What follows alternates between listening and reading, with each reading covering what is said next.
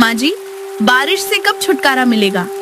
कुछ दिनों से लगातार बारिश के कारण ना कपड़े सुखा पाती हूँ, ना कोई और काम कर पाती हूँ। अब क्या कर सकते हैं बहू, ये मौसम ही कुछ ऐसा है। दोनों सास बहू बारिश में भीगते हुए मछलियाँ पकड़ रही थी। तभी वहाँ उनकी पड़ोसन कविता आकर उनके ऊपर हंसने लगती है। देखो तो दोनों सास बहू को, सुबह हुई नहीं कि आ जाती है मछलियाँ पकड़ने। तुम्हें और कोई काम नहीं है क्या? जब देखो तब हम पर नजर रखती रहती हो।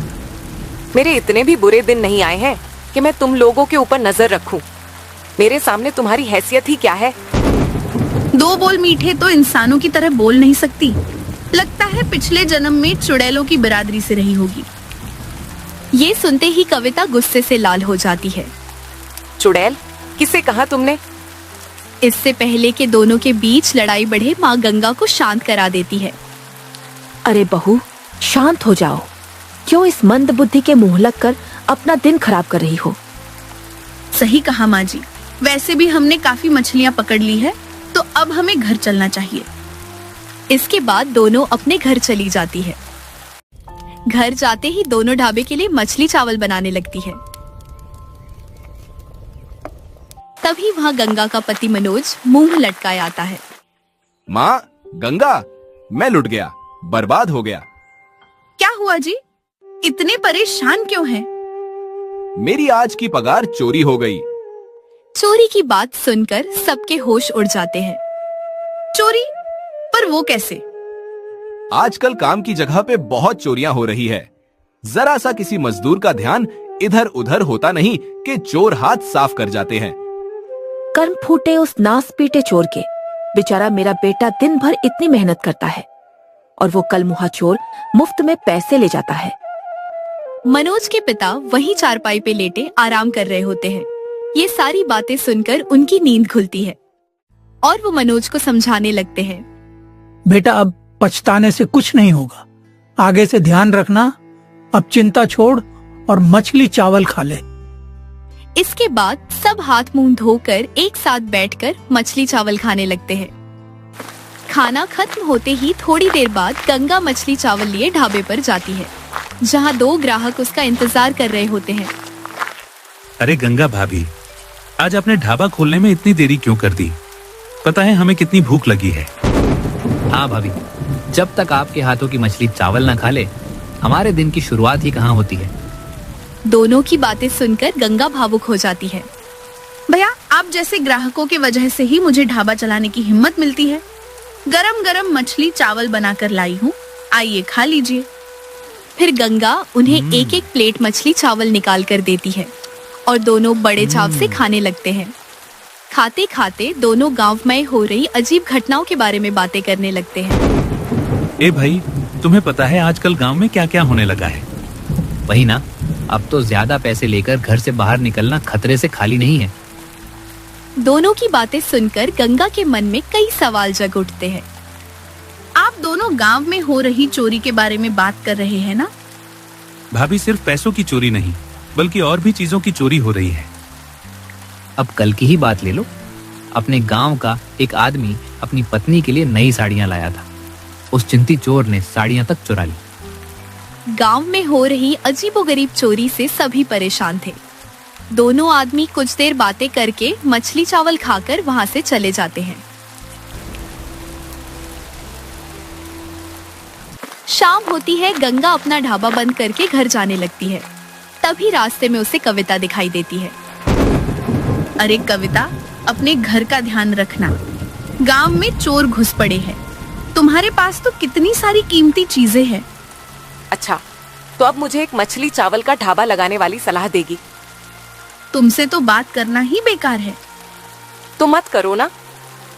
कविता का पति रमेश शहर में एक बड़ी सी फैक्ट्री में काम किया करता था। इसीलिए कविता अपने से कम हैसियत के लोगों से सीधे मुंह बात तक नहीं करती थी। दिन बीतते गए, बारिश का कहर और ज्यादा बढ़ता गया। एक दिन गंगा घर की दहलीज पे बैठी बारिश की खूबसूरती देख रही थी। तभी मनोज निराश चेहरा लिए वहाँ आता है।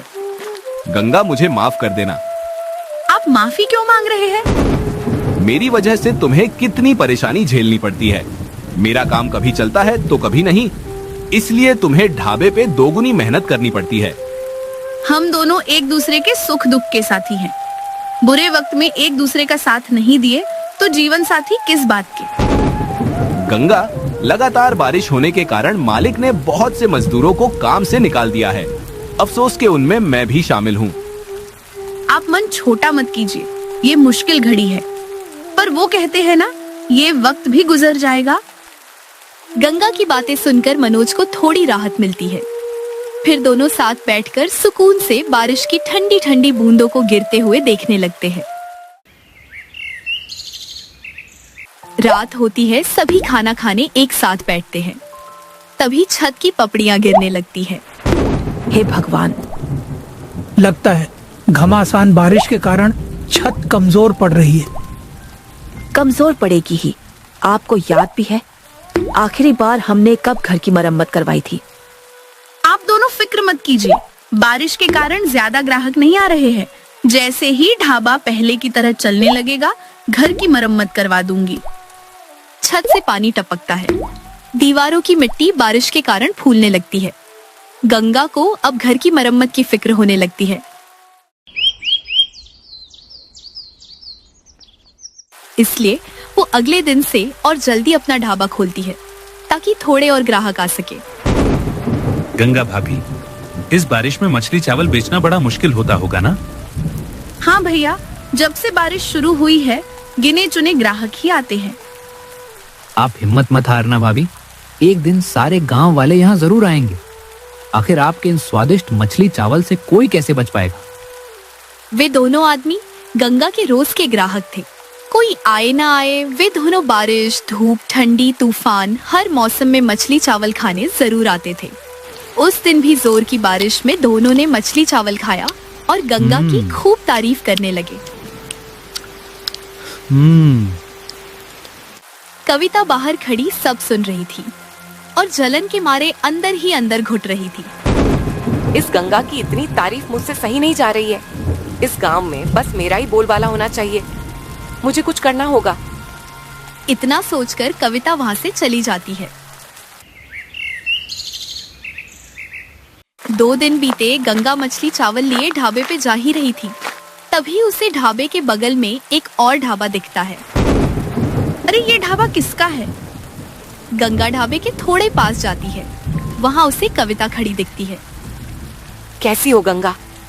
देखो मेरा ढाबा तुमसे कितना बड़ा और आलीशान है। ये क्या किया तुमने? एक तो वैसे ही कमाई नहीं हो रही थी, ऊपर से तुम ढाबा खोलकर मेरी प्रतियोगी बन गई। तुम गरीबों का यही रोना है। प्रतियोगिता करने की हिम्मत ही नहीं होती तुम्हारे अंदर। जलन की भी एक हद होती है सविता। तुम मुझसे भिड़ना चाहती हो ना, तो ठीक है। अब देख ही लेते हैं किसका ढाबा चलता है और किसका बंद होता है। उस दिन के बाद से दोनों पड़ोसन के बीच जंग छिड़ गई। कविता का ढाबा नया था गांव में। कोई भी उसके ढाबे का स्वाद नहीं जानता था, इसलिए अब भी सब गंगा के ढाबे पे ही जाते थे। जिससे परेशान होकर कविता ने एक तरकीब सोची। अगर ऐसा ही चलता रहा तो मैं इस गंगा से शर्त हार जाऊंगी। नहीं नहीं, मेरे पास बहुत पैसे हैं, मैं उससे नहीं हार सकती। शाम हुई, दोनों ढाबा बंद करके घर जाने लगी। घर के बाहर पहुंचते ही कविता के ताने शुरू हो गए। आज खुश हो लो, कल से मेरा वादा है, एक भी ग्राहक तुम्हारे मछली चावल खाने नहीं आएगा।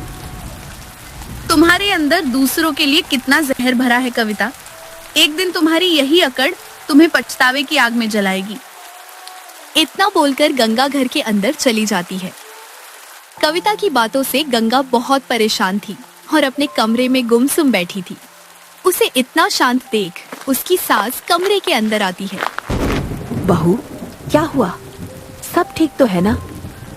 माँ जी, हमारे सर पे तो जैसे एक साथ मुसीबतों का पहाड़ टूट पड़ा है। समझ नहीं आ रहा क्या करूं। तुम तो हमारे घर की मजबूत नींव हो बहू। तुम ही ऐसे हार मान कर बैठ जाओगी तो हमारा क्या होगा? बारिश रुकने का नाम नहीं ले रही। मनोज जी की नौकरी चली गई है, घर की मरम्मत करनी भी जरूरी है, और अब ये कविता का ढाबा। ये सुनते ही माँ हैरान होकर पूछती है, कविता का ढाबा, आखिर तुम कहना क्या चाहती हो बेटा? हाँ, उस झलकुकड़ी ने हमें नीचा दिखाने के लिए नया ढाबा खोल लिया है। इसके बाद गंगा अपनी सास को सारी बातें बताती है। फिर दोनों चिंता में पूरी रात जगकर गुजारते हैं। अगले दिन गंगा अपनी सास के साथ ढाबे पे आती है। वहीं दूसरी तरफ उन्हें कविता के ढाबे पे काफी भीड़ दिखती है। बहू, कविता के ढाबे पे तो ग्राहकों की बारिश हो रही है और हमारे ढाबे पे एक मक्खी तक नहीं। पर ये कैसे मुमकिन है माँ जी? कल तक तो सब मेरे ढाबे पे ही आ रहे थे। दोनों हैरान परेशान कविता के ढाबे पे जाते हैं और वहां दो रसोइयों प्रीतम और महेश को देखते हैं। ग्राहक उनके मछली चावल की तारीफ करते नहीं थकते हैं। वाह कविता, मानना पड़ेगा तुम्हारे इन दोनों रसोइयों के हाथों में तो जादू है। ये मछली चावल खाकर तो मुझे एक अलग ही सुकून मिल रहा है। आप सभी को जितना खाना है खाइए। आज पहला दिन है प्रीतम और महेश का, इसीलिए आज का खाना मेरी तरफ से मुफ्त है। ये सुनकर सभी ग्राहक बहुत खुश हो जाते हैं और बागे चाव से खाने लगते हैं। मुफ्त के मछली चावल की बात पूरे गांव में फैल जाती है और सभी बारिश में भीगते हुए ही कविता के ढाबे पे आ जाते हैं। दिन बीतते जाते हैं। गंगा का काम ठप पड़ जाता है। वो उदास अपने घर पे बैठी एक रात सबके साथ खाना खा रही थी। तभी मनोज कहता, गंगा, मुझे एक जगह मजदूरी का काम मिला है। कल से मैं काम पे जाऊंगा। हाँ बेटा, अब तू ही कुछ काम कर। जब तक ढाबा नहीं चलता तू ही सहारा है। मुझे तो ये समझ नहीं आ रहा है, उस कविता के मछली चावल में इतना स्वाद कैसे आता है? वो तो बिल्कुल मेरी तरह ही खाना बनाती है। मुझे तो कुछ गड़बड़ लग रही है बहू। सब अपनी आर्थिक परिस्थिति से परेशान होकर बात कर रहे थे। तभी अचानक आंधी आती है और गंगा के घर की छत टूट जाती है। सब डर के मारे घर से बाहर निकल जाते हैं। हे प्रभु, ये हमारे साथ क्या अनर्थ हो रहा है? एक के बाद एक मुसीबतें सर पे आ ही रही है। अब हम क्या करेंगे? ये घर तो रहने लायक बचा ही नहीं। तेज बारिश, तूफान, आंधी का बहाव इतना था कि दोबारा छत जोड़ना मुश्किल हो रहा था। इसलिए गंगा ने नदी किनारे एक छोटी सी कुटिया बांधी और सब उसी में रहने लगे।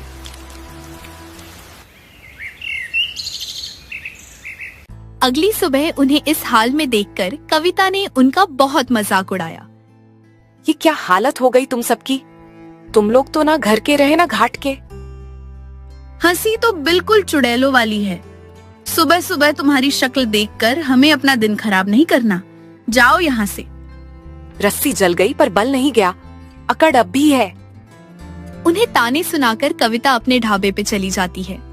उसके जाते ही मनोज भी अपने काम के लिए निकलने लगता है। अच्छा गंगा, अब मैं भी जा रहा हूँ।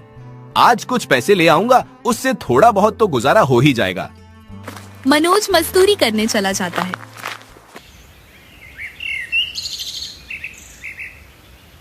दिन भर भूखे प्यासे खटने के बाद शाम होते ही मनोज को पगार मिलती है और वो चेहरे पे हल्की सी मुस्कान ली घर जाने लगता है।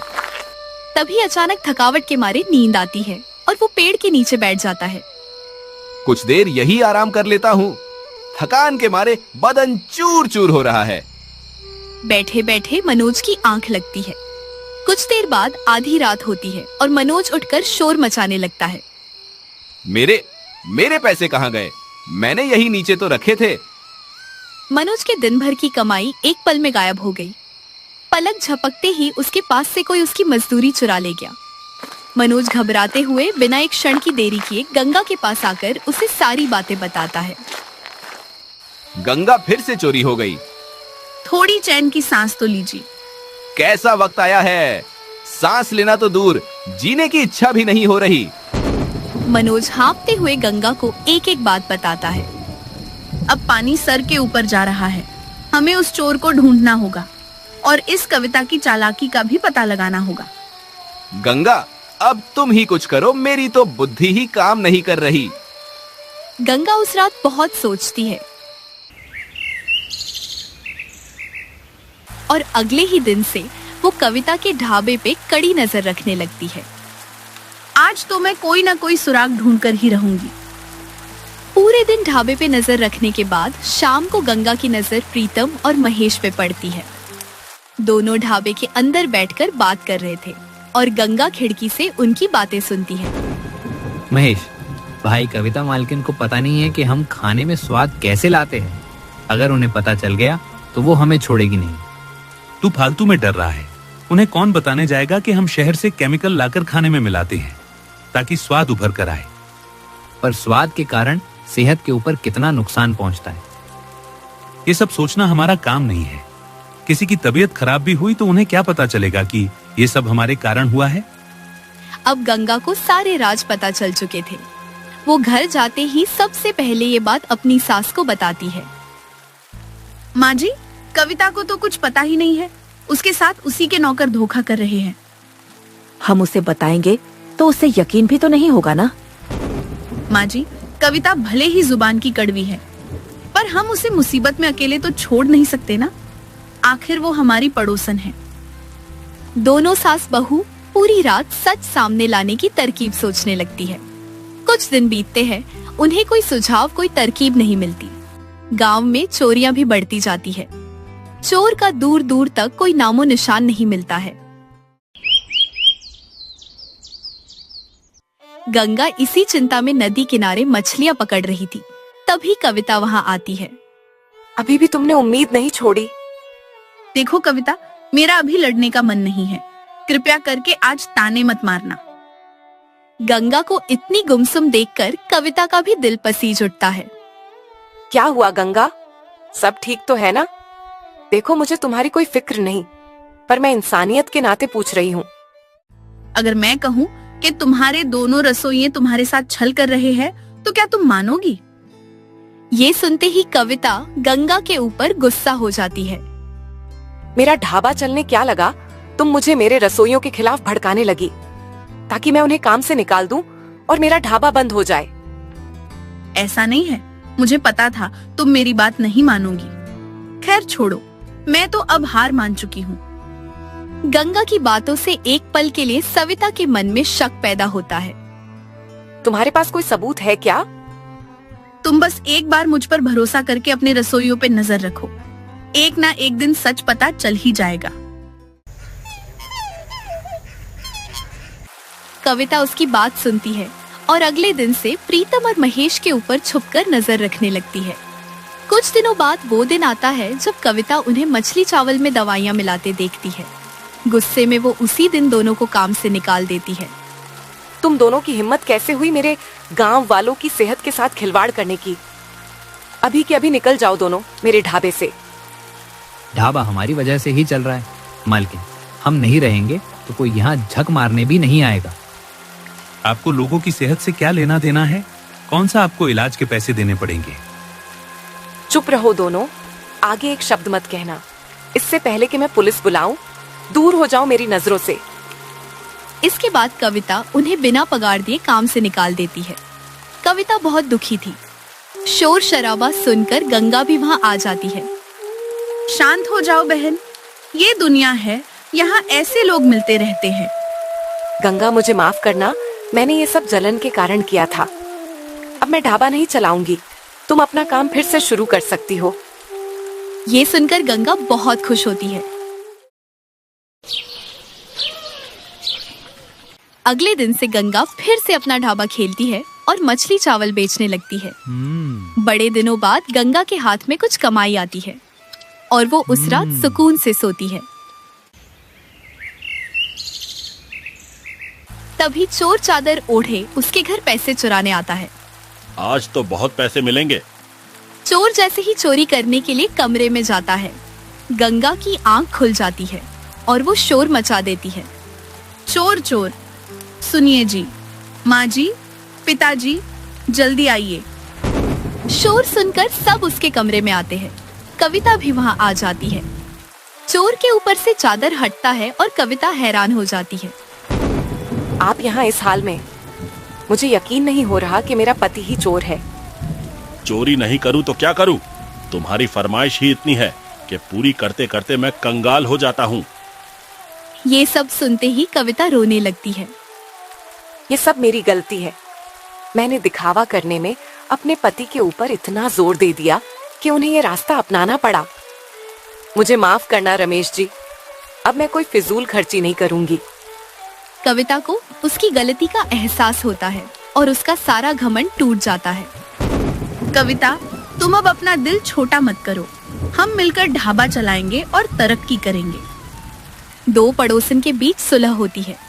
अब से दोनों मिलकर ढाबा चलाने लगती हैं और दोनों के पति बाहर काम करने लगते हैं। गंगा को नदी में खास तरह की मछली मिलती है, जिससे मछली, चावल और स्वादिष्ट बनता है। ढाबा बहुत अच्छा चलता है और गंगा अपने घर की मरम्मत करा लेती है। इस प्रकार की मज़ेदार कहानियों को सुनने के लिए हमारे चैनल अक्कू टोन को सब्सक्राइब करना ना भूलें।